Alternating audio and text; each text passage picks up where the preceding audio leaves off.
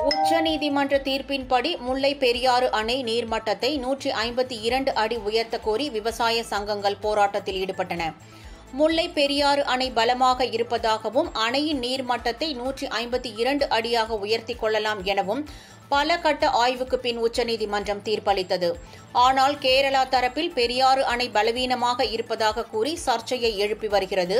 மேலும் கேரளாவில் ஜனநாயக உரிமைகள் பாதுகாப்பு குழு என்ற பெயரில் உள்ள ஓர் அமைப்பு முல்லை பெரியாறு அணையின் நீர்மட்டத்தை 136 அடியாக குறைக்க வேண்டும் என வலியுறுத்தி வருகிறது.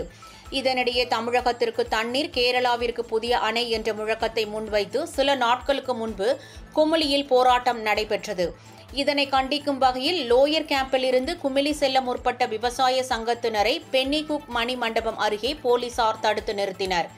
இதை அடுத்து தரையில் அமர்ந்து போராட்டத்தில் ஈடுபட்ட விவசாயிகள் உச்சநீதிமன்ற தீர்ப்பின்படி அணையின் நீர் மட்டத்தை 152 அடியாக உயர்த்த வேண்டும், கேரளாவில் தொடர்ந்து மேற்கொள்ளப்பட்டு வரும் அணை உடையும் என்ற விஷம பிரச்சாரத்தை தடை செய்ய வேண்டும் என்பன உள்ளிட்ட பல்வேறு கோரிக்கைகளை வலியுறுத்தி முழக்கங்கள் எழுப்பினர்.